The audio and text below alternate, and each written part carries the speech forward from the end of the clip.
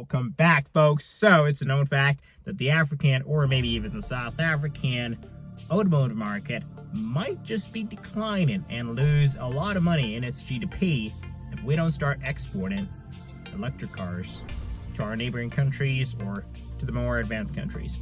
In this video, I want to talk about why this is the case and how we as the African continent could possibly avoid it. Let's get started.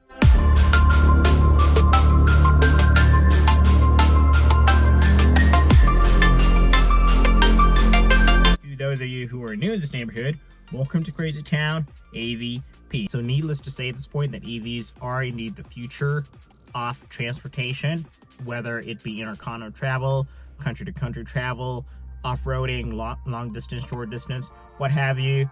It is the future, period. In fact, to even prove this to you, Mercedes-Benz just recently released an EV that has up to 1,000 kilometers of range on a single charge car. And that right there is an enormous improvement in battery endurance, hands down. And that means you could literally charge that EV car right here in Joburg, and you could drive all the way to Cape Town without having to stop even one time. Yeah. Okay, sounds really good, right? I think at this point also it's very fair to say that all EV companies right now are competing for the best battery endurance at a reasonable price. And this is something that is extremely hard to achieve because the whole vehicle or the whole car is designed around the battery endurance essentially. And if you don't design around this, you are falling behind. And what's the point really? Because not only are you not competing with the other EVs out there, but you're also not eliminating the antagonist fuel prices that are like unstable and keep spiking up and down. Because at the end of the day, the whole objective of designing an EV car or an electric car is to ultimately get rid of fuel. You're trying to get rid of the risks associated with fuel, the complexities associated with designing a fuel engine, and the list goes on. The very aim of an EV company, any EV company out there, whether it be in the electric aircraft space, in the electric bicycle space, electric motorbike space, in the electric car space, really the ultimate goal here is to bring down carbon dioxide or CO2 emissions. All those levels, the objective is to just bring those CO2 levels down. That's the main objective right there.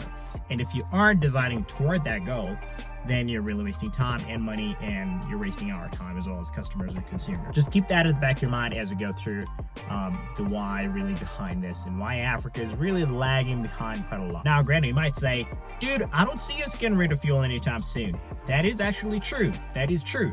There has been some truly enormous strides and improvements and solid research backing up sustainable biofuels that could possibly release little to no CO2 at all.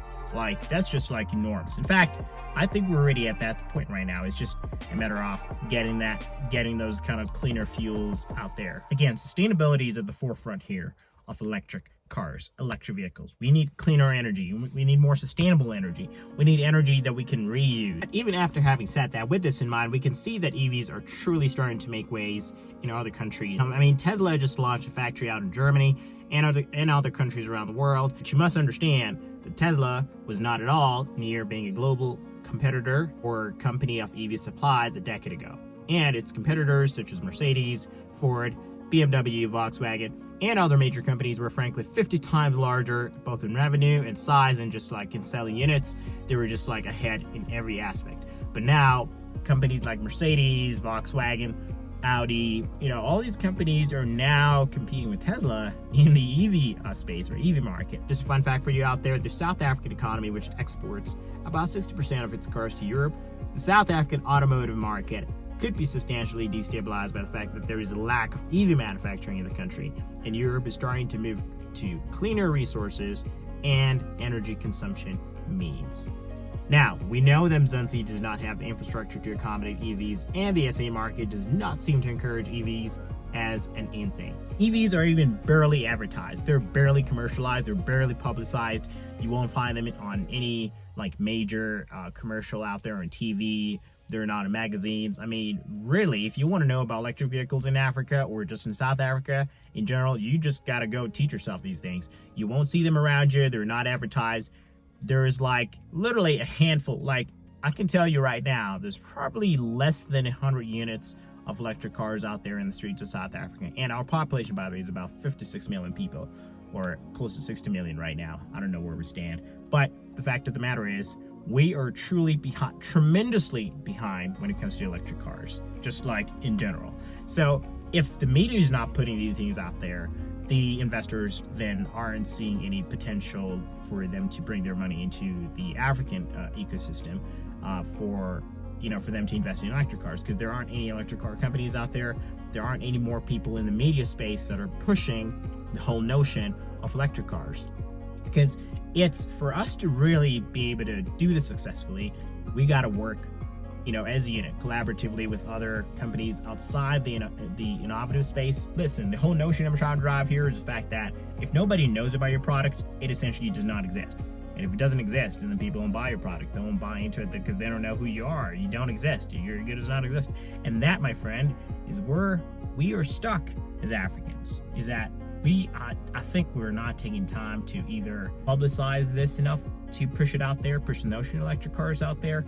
It's just not. It's as if we're just like oblivious to how the future is going to plan out, or are we just like riding the wave as we go? It's like we're not preparing for what could possibly be out there.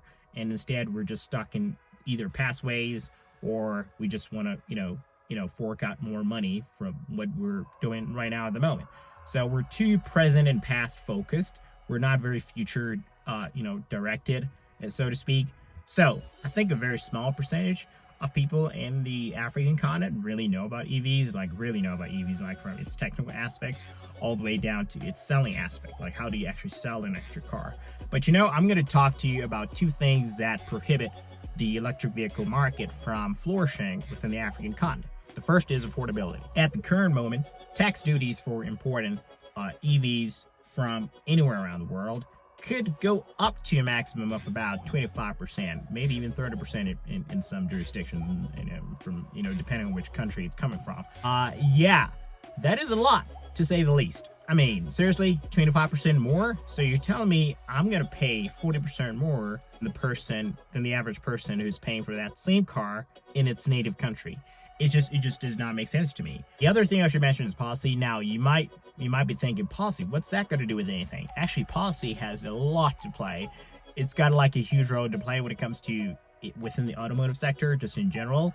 It is a political game to some degree. Hence, you need some very, strict policies and law-enforced policies around the design of EVs. We don't have that around EVs on the road. We don't have that around infrastructure of EV, around EV manufacturing. We don't have any of these things right now in South Africa. So there's a lot of room for improvement though.